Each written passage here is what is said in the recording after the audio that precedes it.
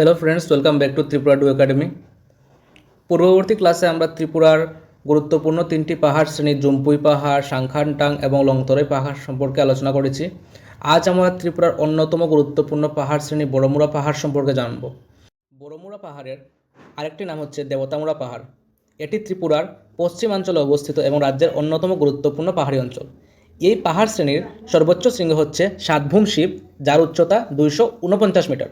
চলুন এবার এই পাহাড়ের ভৌগোলিক অবস্থান সম্পর্কে আমরা জেনে নিই। বড়মুড়া পাহাড় ত্রিপুরার দেবতামুড়া উপজেলায় অবস্থিত। এটি প্রায় 35 কিলোমিটার দীর্ঘ একটি পাহাড় এবং যার উচ্চতা 200 থেকে 250 মিটার এবং এর সর্বোচ্চ শৃঙ্গ হচ্ছে সাতভূম শিব, যেটি আমি ইন্ট্রোডাকশন ক্লাসেই বলে দিয়েছি, এবং উচ্চতা হচ্ছে 249 মিটার এই সাতভূম শিবের। এটি ত্রিপুরার পশ্চিম সীমান্তে মিজোরাম রাজ্যের সাথে সীমানার কাছাকাছি অবস্থিত হচ্ছে এই দেবতামুড়া পাহাড়টি। ভৌগোলিক অবস্থানের কারণে এই পাহাড়ে ঘন বনভূমি, প্রাকৃতিক ঝর্ণা ও মনোরম উপত্যকা রয়েছে, যা ত্রিপুরার প্রাকৃতিক সৌন্দর্যকে আরও সমৃদ্ধ করেছে।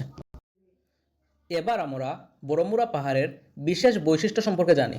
প্রথমত, এটি ত্রিপুরার অন্যতম সুন্দর পাহাড়ি অঞ্চল। দ্বিতীয়ত, এখানে প্রাকৃতিক সৌন্দর্য লক্ষ্য করা যায় এবং বিভিন্ন প্রজাতির উদ্ভিদ, বন্যপ্রাণী ও পাখির আবাসস্থল রয়েছে, যা জৈব বৈচিত্র্য রক্ষার জন্য গুরুত্বপূর্ণ ভূমিকা পালন করে।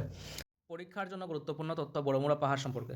বড়মুড়ার অপর নাম হচ্ছে দেবতামুড়া, যার অর্থ বড় পাহাড়।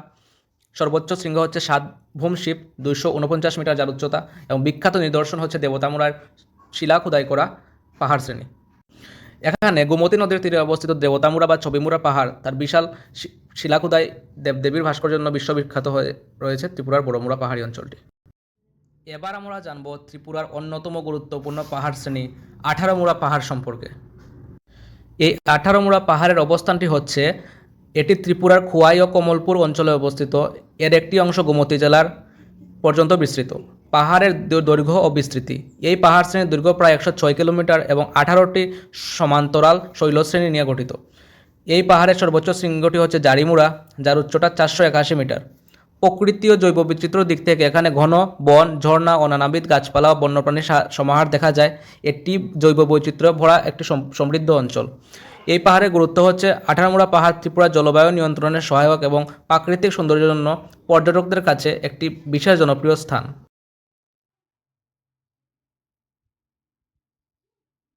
এবার জেনে নেওয়া যাক পরীক্ষার জন্য গুরুত্বপূর্ণ তথ্য 18মুড়া পাহাড় সম্পর্কে। 18মুড়ার কথার অর্থটি হচ্ছে 18টি পাহাড়। এটি ত্রিপুরার দীর্ঘতম পাহাড় শ্রেণী। মোট দৈর্ঘ্য 106 কিলোমিটার। সর্বোচ্চ শৃঙ্গ হচ্ছে জারিমুড়া, যার উচ্চতা 481 মিটার। পাহাড়টি অমরপুর থেকে শুরু হয়ে খোয়াই ও ধলাই জেলার সীমান্ত পর্যন্ত বিস্তৃত। ত্রিপুরার ভূগোল, প্রাকৃতিক সম্পদ এবং প্রতিযোগিতামূলক পরীক্ষার জন্য এই পাহাড় অত্যন্ত গুরুত্বপূর্ণ, তাই প্রতিটি পরীক্ষার্থীকে জানা অবশ্যই প্রয়োজন। এখন আমরা 18মুড়া ও বড়মুড়া পাহাড় সম্পর্কে যা পড়লাম, সেই বিষয়ে কিছু প্রশ্ন উত্তর সলভ করার চেষ্টা করব, যে প্রশ্নগুলি সামনের প্রতিযোগিতামূলক পরীক্ষাতে আসার সম্ভাবনা সবচেয়ে বেশি। আজকের ক্লাসের প্রথম প্রশ্নটি হচ্ছে, বড়মুড়া শব্দের অর্থ কী? তো বড়মুড়া শব্দের অর্থ হচ্ছে বড় পাহাড়। দ্বিতীয় প্রশ্ন হচ্ছে, বড়মুড়ার অপর নাম কী? তো বড়মুড়ার অপর নাম হচ্ছে হাতাইকোটর। 3 নম্বর প্রশ্নটি হচ্ছে, ত্রিপুরার পশ্চিমতম পাহাড় কোনটি? তো ত্রিপুরার পশ্চিমতম পাহাড় হচ্ছে বড়মুড়া পাহাড়। 4 নম্বর প্রশ্নটি হচ্ছে, দেবতামুড়া শব্দের অর্থ কী? তো এখানে উত্তর দেওয়া আছে যে দেবতামুড়া শব্দের অর্থ হচ্ছে দেবতার পাহাড়। 5 নম্বর প্রশ্নটি হচ্ছে, বড়মুড়া পাহাড়ের সর্বোচ্চ শৃঙ্গ কোনটি? তো এটি খুবই গুরুত্বপূর্ণ একটি প্রশ্ন যে বড়মুড়া পাহাড়ের সর্বোচ্চ শৃঙ্গ কোনটি? তো সেটি হচ্ছে সাতভূম শিব। 6 নম্বর প্রশ্ন হচ্ছে, সাতভূম শিব শৃঙ্গের উচ্চতা কত? তো সাতভূম শিব শৃঙ্গের উচ্চতা হচ্ছে 249 মিটার। 7 নম্বর প্রশ্নটি হচ্ছে, বড়মুড়া পাহাড়ের কাছে কোন দুটি মহকুমা সীমানা রয়েছে? তো বড়মুড়া পাহাড়ের কাছে যে দুটি মহকুমা সীমানা রয়েছে সেটি হচ্ছে অমরপুর ও উদয়পুর। 8 নম্বর প্রশ্নটি হচ্ছে, নিচের কোন তথ্যটি সঠিক?